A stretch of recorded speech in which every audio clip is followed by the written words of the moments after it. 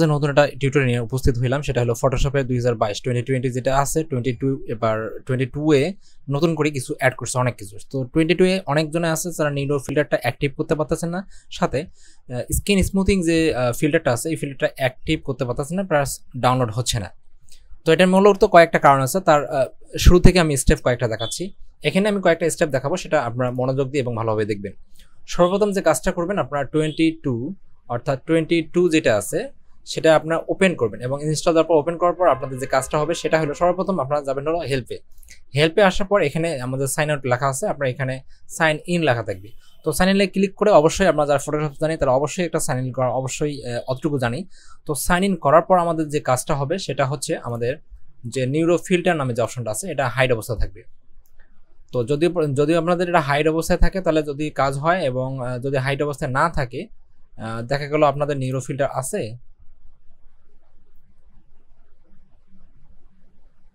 থাকার পর আপনাদের এই যে স্কিন স্মুথিং যে আছে এটা আপনাদের হাইড অবস্থা থাকবে। এখানে যে ডাউনলোড অপশনটা আছে আপনাদের ডাউনলোড কাজ করবে না। তো ডাউনলোড কাজ না করার যে কাজটা হচ্ছে সেটাই প্রসেসটা আমি আপনাদেরকে দেখাচ্ছি। তাহলে চলুন আমরা শুরু করি, আমাদের যে প্রসেসটা আছে সেটা শুরু করি। এর জন্য আমাদের সর্বপ্রথম যাইতে হবে আমাদের সি ড্রাইভে।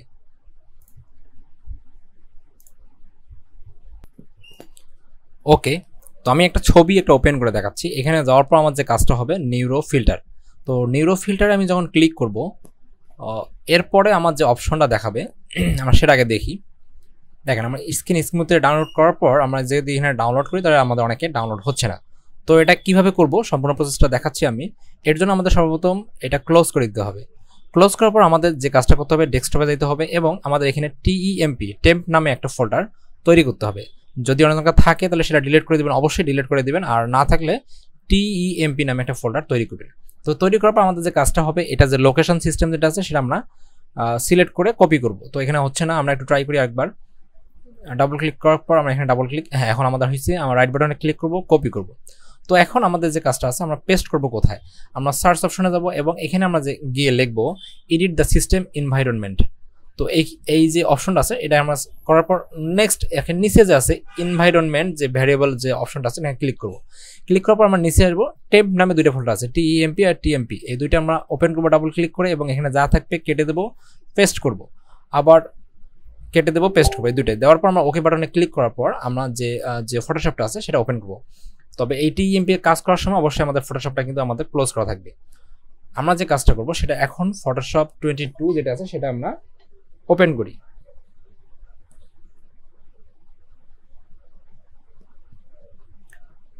ওপেন করার পর আমরা আসলে দেখি আমাদের নিউরো ফিল্টারটা কাজ করে কিনা।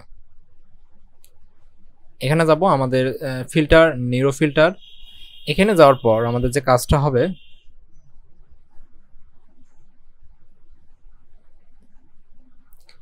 এখন আমরা স্কিন স্মুথিং এ যাই। তো যাওয়ার পর আমরা ডাউনলোড অপশনে ক্লিক করি। তো ক্লিক করার পর দেখা যাচ্ছে যে আমাদের একটু দেখি, হ্যাঁ আমাদের শুরু হয়ে গেছে। তো কমপ্লিট আমাদের কাজটা ওপেন। তো আমি এটা একটু স্মুথলি করে দেখাচ্ছি, প্লাস আমি একটা কালার কারেকশন যে আছে, কালার ট্রান্সফার যে আছে সেটাও করে দেখাচ্ছি। এটা একটু ব্লার করে দিয়ে দেখাচ্ছি, প্লাস আমার নিচের দিকে আসি একটু, আমি আরেকবার দেখাচ্ছি এটাকে কালারাইজ। যদি আমি কালারাইজ করতে চাই এরকম একটা ছবি, যে সাদা মাটা ছবিকে যদি আমি কালারাইজ করতে চাই তখন আমাদের কি দেখাবে। আমরা নিউরো ফিল্টারে চলে যাই। চলে যাওয়ার পর আমরা একটু নিচের দিকে স্ক্রল ডাউন করি, কালার ট্রান্সফার নামে একটা অপশন আছে, এখানে যাই। এখান থেকে আমরা দ্বিতীয় যে অর্থাৎ সেকেন্ড যে অপশনটা আছে সেই অপশনটা আমরা ক্লিক করি।